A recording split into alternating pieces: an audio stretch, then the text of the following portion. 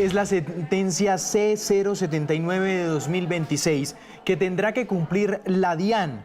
Declaró inconstitucional el decreto tributario de la emergencia de 2025, recordemos al IVA, por ejemplo, a los juegos de azar, y ordenó devolver parte de los impuestos cobrados. La DIAN ha dicho que va a establecer y ajustará los procesos para devolver, escuchen bien, son casi 25.000 millones de pesos.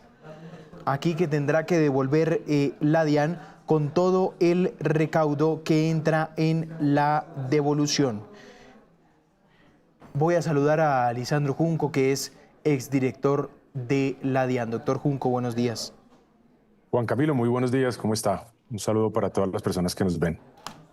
Cuando la Corte Constitucional declaró, recuerdo la primera vez que declaró inconstitucional un decreto de emergencia económica, se planteó este punto, pero se planteó este punto, doctor Junco, y los analistas económicos decían, es un hecho casi imposible el tema de la retroactividad de los impuestos. Y aquí la Corte lo ordenó. ¿Qué tan posible es devolver unos impuestos, doctor Junco? Pues Juan Camilo y toda la audiencia de Caracol Noticias que nos ve, es importante ver que la Corte Constitucional acá sostiene algo importantísimo y es primera vez que uno lo muestra y lo ve, que es el efecto ex tunc en materia tributaria. ¿Eso qué significa de una manera simple? Es que no se pueden cobrar impuestos ni recaudar cuando la norma es inválida. ¿Qué pasó? Y usted lo mencionaba, en la reforma, mal camuflada reforma tributaria con decreto de emergencia en el Catatumbo y en La Guajira, ellos activaron el impuesto de timbre. Esa emergencia económica se cayó, pero le permitieron al gobierno recaudar ese impuesto de timbre. Ese efecto se llama efecto ex nunc, es decir, a partir del 1 de enero del 2026 no se recaudó el timbre, pero lo que se recaudó en el 2025 se queda el país o la DIAN con esa plata. En este caso es diferente. Le dice a la DIAN que tiene que devolver en menos de 30 días con un fundamento constitucional planteando que la seguridad jurídica también se debe proteger frente al contribuyente. Ahora bien, acá hay varios efectos que hay que explicar. La Corte tumba el decreto 1474 y dice una cosa importantísima, devuelva. ¿Pero qué debe devolver? Debe devolver esos impuestos indirectos, que es el impuesto de IVA y de consumo.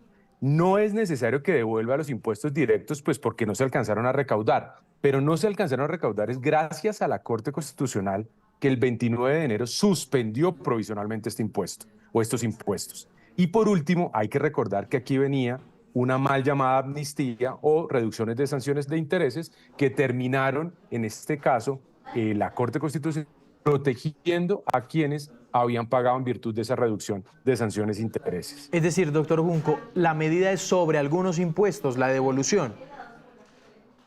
Claro, porque afortunadamente fue suspendida provisionalmente esta emergencia económica por la misma Corte Constitucional.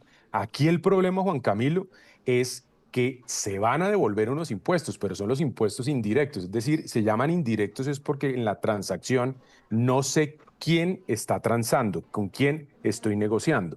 Y vamos a ver cuáles son. Son, por ejemplo, el IVA, los licores y cigarrillos y otros productos. Y eso lo hace más complicado, ¿no, doctor Junco?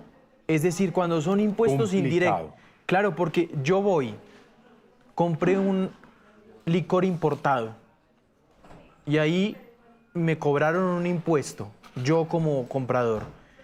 ¿Ese impuesto me lo van a devolver a mí? ¿O a la empresa? Se lo tienen que devolver. Se Sí. lo tienen que devolver. Hay una cadena de producción. Pongamos el ejemplo coloquial. La fábrica de licores departamental. Fabricó. Ella le vendió al distribuidor con IVA. El distribuidor le vendió al comercializador con IVA. El comercializador le vendió al supermercado, al bar, al restaurante con IVA. Y usted como cliente lo pagó. En esa cadena, el IVA es un impuesto indirecto y de cascada. En esa cadena, ¿cómo determina uno la devolución de esos impuestos? Gracias a la facturación electrónica. Es decir, si yo solicité como consumidor final, como Juan Camilo, como Lisandro Junco, pido la factura electrónica, me tienen identificado el producto y me deberá, no tendrá, me deberá devolver la DIAN. Pero si yo no pedí la factura electrónica, desde el conocimiento que tengo interno desde la entidad, yo soy el que debo de solicitarlo como ciudadano ante la DIAN. Y las empresas que hacen parte de esta cadena de fabricación, distribución, comercialización, podrán solicitar también ese saldo a favor, porque es un pago de lo no debido, toda vez que la Corte Constitucional sacó del ordenamiento jurídico este decreto que realmente era una reforma tributaria disfrazada. Y otra pregunta ahí, doctor Junco. ¿Quién establece el método de devolución? ¿La DIAN? Es, es importantísimo, es que la DIAN está respondiendo a través de un comunicado de prensa que va a mirar qué método va a establecer. No, la Corte Constitucional le dijo devuelva. ¿Eso qué significa? Que no se puede aplicar ni compensaciones ni cruces de cuenta, no, devuelva. Y eso lo hace en un término perentorio de 30 días. ¿Qué debe hacer la DIAN? La DIAN tiene que saber catalogar todo esto, debe hacer un mapa en el cual puedan identificar estos tipos de productos que modificaron en esta emergencia económica, que es bien conocido como una reforma tributaria camuflada, y establecer a quiénes les debo devolver, porque tengo ya la información por el módulo de factura electrónica. Y a los que no, establecer un proceso dentro de los 30 días que ordena la Corte Constitucional. Porque de recaudo de impuestos a licores, por ejemplo, son cerca de 1.200 millones de pesos, se calcula. El grueso es en el recaudo de las exportaciones de carbón e hidrocarburos. Ahí se calcula que hay unos más de 20.000 millones de pesos, unos 23.000 millones de pesos. Doctor Junco, esa devolución, ¿cómo usted la ve? Ese es mucho más fácil porque son impuestos directos. Hay que mencionar que ellos crearon un impuesto que era el 1% sobre la extracción de hidrocarburos y carbón. Pues el que extrae es el que paga. En este caso estamos hablando de crudo de petróleo, de hulla, de briquetas, de carbón por excelencia. En este caso, pues sencillamente el que lo pagó, pues se lo van a devolver, ahí no hay ninguna ciencia, no hay ningún problema porque es un impuesto directo. El problema grande es en los impuestos indirectos. Y también, Juan Camilo, hay que recordar que en esta emergencia económica ellos establecieron que a partir de $50 de los envíos que vienen desde el exterior por tráfico postal, se le causaba un IVA. Acuérdense que ese umbral estaba en $200. Es decir, los productos que yo compro en la página web, en la aplicación, que venían desde Estados Unidos, desde cualquier otro lugar, tenían un IVA, siempre y cuando fueran de $50. ¿Cómo lo identifico yo? Pues tengo que hacer toda la trazabilidad con la empresa de tráfico postal, con la empresa incluso que está en el exterior, para poder devolverle a ese consumidor final colombiano que compró ese producto y le cobraron un IVA que, como le digo, sale del ordenamiento jurídico la norma que lo puede aplicar. De ahí que ese efecto, que es retroactivo, es importante, porque manda un mensaje al gobierno nacional, y el mensaje es que no se puede seguir utilizando esta mala práctica de crear emergencias económicas y que desde el momento en que la Corte Constitucional fija que es inconstitucional, lo que recaude hacia el pasado, pues ya se queda el gobierno de turno con esa plata. No, ya se siente un precedente, y es importante ese precedente porque hoy en día tenemos otra emergencia económica que está por Corte Constitucional, en el cual nosotros, varios abogados, hemos intervenido y hemos demandado. Es decir, doctor Junco, usted advierte que aquí se puede venir un efecto en cadena donde la Corte empiece a ordenar devolver impuestos indirectos. No sé si usted tenga un ejemplo a la mano, además del que ya ordenó de los licores. Claro, otro ejemplo es lo que estamos pidiéndole a la Corte Constitucional con la emergencia económica, que estableció un impuesto al patrimonio de las empresas, de las universidades, de los colegios, de las fundaciones, de las entidades sin ánimo de lucro. Lo que nosotros le hemos solicitado a la Corte Constitucional, o particularmente yo, es que hay que proteger la seguridad jurídica y que no se puede andar recaudando como emergencias sin haber discusiones en el Congreso. Dicho de otra manera, que se aplique este efecto ex tunc, es decir, retroactivo, y que le devuelvan ese impuesto pagado en la primera cuota, el 1 de abril, a las empresas, universidades y colegios y fundaciones. Dicho de otra manera, ese impuesto también tendría que tener este efecto, es decir, devolverle a quien le pagó. ¿La ventaja cuál es? Que este sí es un impuesto directo, entonces debe ser mucho más fácil la devolución. Eso es un impuesto directo. El impuesto al patrimonio de las empresas, que en este momento está en discusión ante la Corte, sí es directo.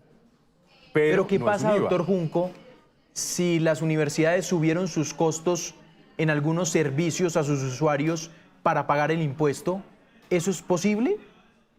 claro, a la hora de la verdad, afortunadamente estamos a tiempo y la Corte Sí, Constitucional ha sido absolutamente diligente protegiendo el Estado de Derecho.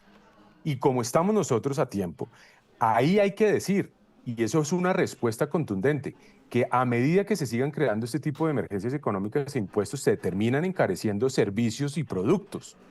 Por eso debemos manejar con responsabilidad las finanzas públicas. En ese orden de ideas, hay que devolver y hay que sentarse con el gobierno para que mire la trazabilidad de cómo va a devolver en el caso de la emergencia económica de diciembre.